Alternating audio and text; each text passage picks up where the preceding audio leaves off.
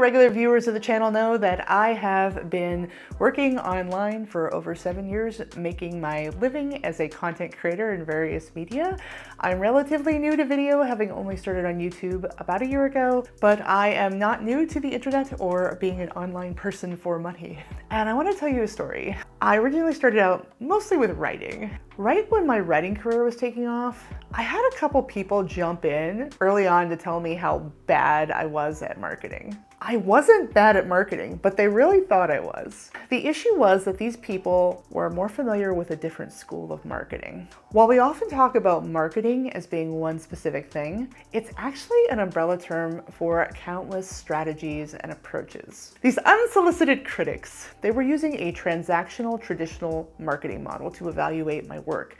That was the lens that they were viewing me through. But that wasn't what I was doing. Instead, I was using something called relationship marketing. So what's relationship marketing? Well, it's one of my favorite things in the whole entire world. And it's a strategy that emphasizes customer retention, satisfaction, and lifetime customer value. Its purpose is to market to current customers versus new customer acquisition through sales and advertising. So a transactional traditional view is like, we got to close the sale, we got to do whatever we can to get this one sale or to convert this one viewer. And you do that over and over again. You kind of do the hard sell, you do that sort of thing. Says I can knock $100 off that True Coat. But with a relationship marketing approach, you're authentic, you're yourself, you're trying to provide value to the person. And it's more of a soft sell, honestly. If they don't want what you're giving, then it's fine. Because over time you develop this customer base. It's a long view strategy, right? So the transactional traditional model is short term. It's always looking at this transaction, this sale, this bit of money.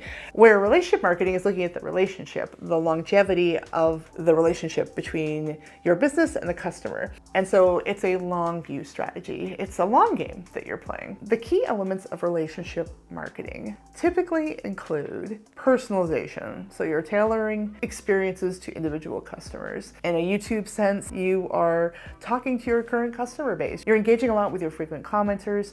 You are taking requests for the videos. You're building up a community one person at a time versus always chasing the big viral thing, trying to do something with the widest appeal as possible. You're working where you are, where your current viewers are. Another key element of relationship marketing is engagement. So it's just talking about comments. You're basically trying to create these meaningful opportunities for interactions with your customers.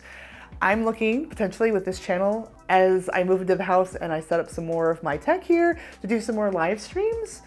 I was thinking something I would like to do, and I will have more about this as I go, but is do some live streams where we do some channel analysis. I've had a few of you ask me to come and take a look at your channel and to provide feedback about what I think is working, what isn't, everything in between. I was thinking it'd be fun to do that on live stream sometime. So it gets some volunteers, some of y'all that would like me to review your channel. I can go, I can look at what you got going on and give you my honest feedback on camera. And that way we can all learn as a community. And it's also a little bit easier for me to produce and fit into my schedule because I'm looking at starting some new channels here and going to be busier. I have a lot coming up on the horizon. So that's a new way I'd like to engage with you folks. Another way that relationship marketing is different from a traditional approach is consistent communication. This means that you stay in touch with your customers without pushing for sales. It's not one of those things where they're on your newsletter, you're constantly trying to convert, constantly trying to sell them something. I mean, we've seen this all the time. Instead, you might be providing how-to material, checking in, just funny stuff. So I talked a little bit about this in the video I did on the community tab and how you can use that for YouTube engagement. If you want to check that out, you totally can after this one. But this is the idea of building that relationship and providing value to the customer, to the viewer, and not always coupling it with a push for them to do something or to do a sale.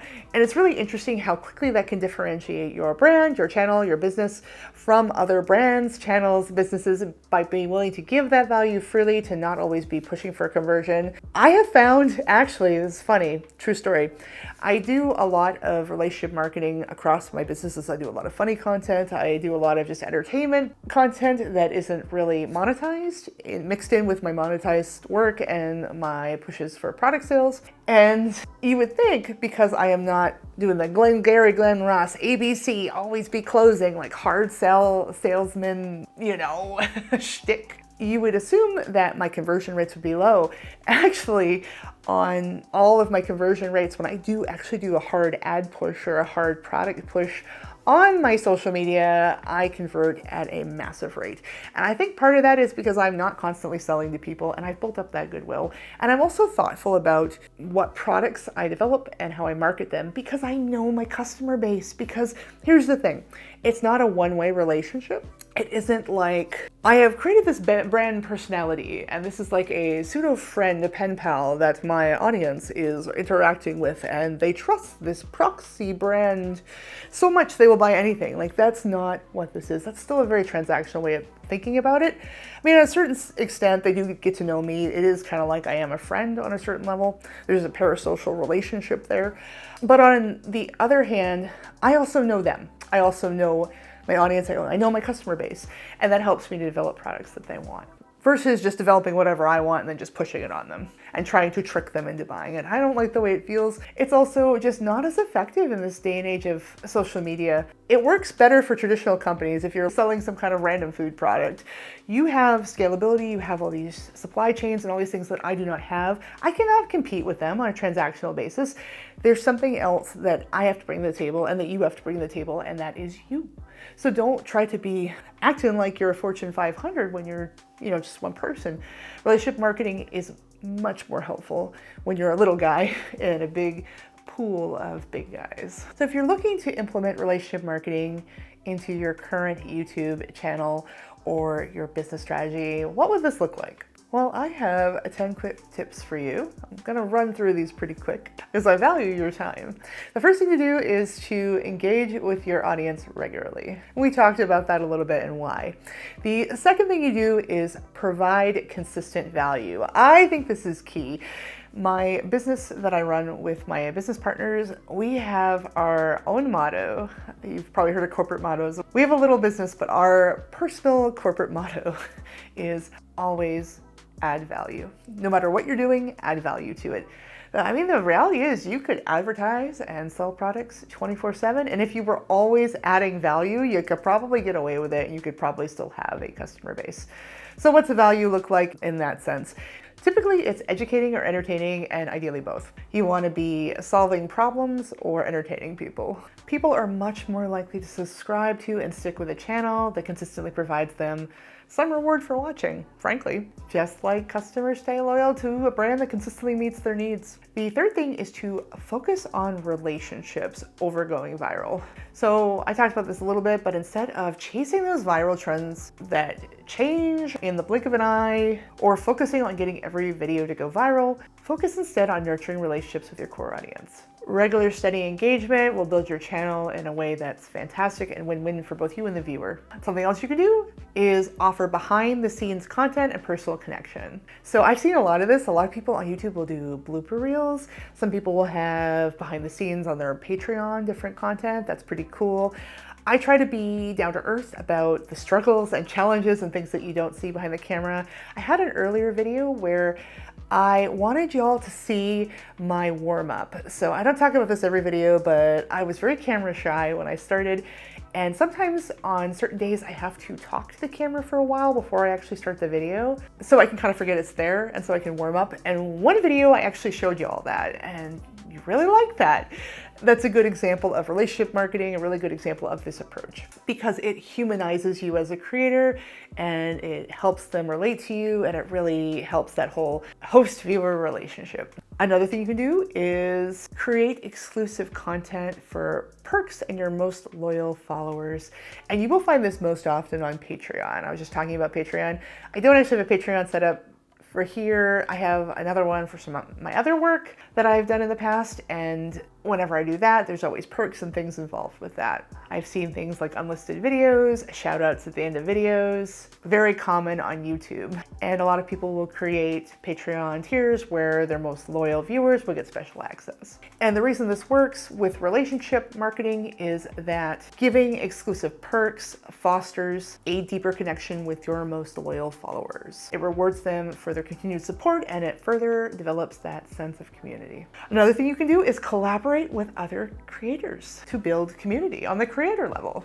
I actually am really interested in this. I'm hoping that things can simmer down a little bit and I can find just the right creators to work with, because I think this would be so much fun. I mean, it'd be cool, right, for our audiences. I've done a little work as a writer. I've done very basic back and forths with the web artist, the latest Kate.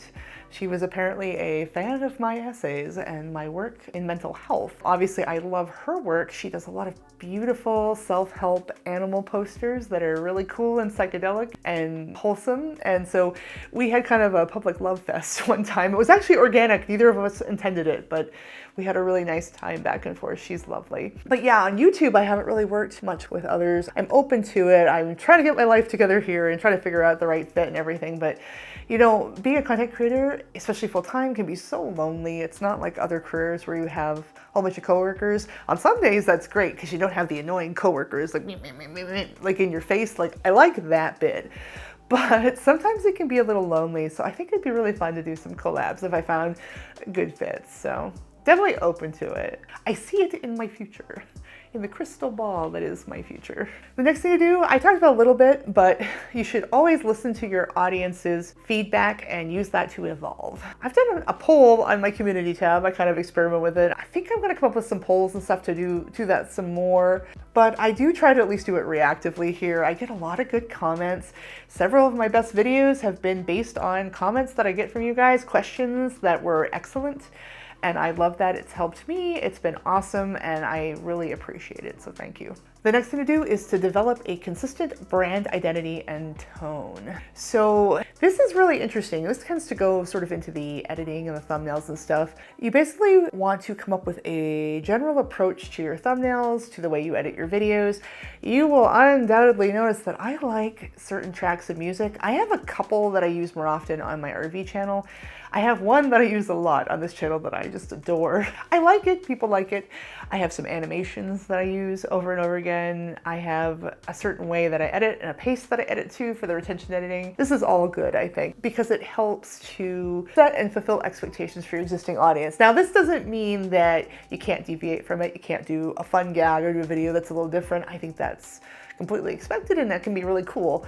But I do think having consistent brand identity is very helpful with relationship marketing, because it's like, hey guys, it's me. The next big thing is to treat your audience like they're your partners. So again, it's listening to that feedback and also letting them know that they can kind of steer the conversation. You're in charge, you're the one driving the ship, but you're open to suggestions. I can't stress enough how important that is. And finally, I've left the most important bit for last, and that is to be authentic and transparent.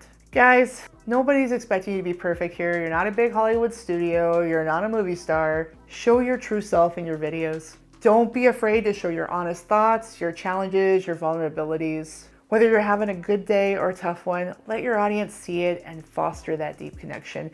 It will pay off so much. I've never been let down when I do that. The reason this works is because authenticity builds trust, which is a cornerstone of relationship marketing. When viewers feel that you're genuine, they're more likely to form an emotional connection with both you and your content. Authentic creators are both relatable and memorable, which keeps viewers coming back for more, even if each video isn't a hit. Anyway, applying relationship marketing to YouTube emphasizes long-term audience loyalty over having one-off hits. It's about fostering a community of viewers who care about you and your work and trust you, leading to a stronger, more sustainable growth path, even if it takes a little longer to get there.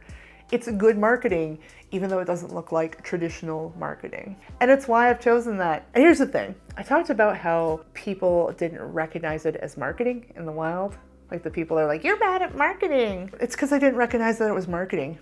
That's actually the strength of this approach. It doesn't feel like marketing and it doesn't look like marketing. Because at the end of the day, who wants to market? Who wants to be marketed to? It's a nasty garbage business. No, no, no. I would rather just be myself and respect other people's humanity and find a way that I can do what I love and have it loved by others. That's what's key at the end of the day. Anyway, it was great talking to you as always. Thanks for watching, and I'll see you in the next video.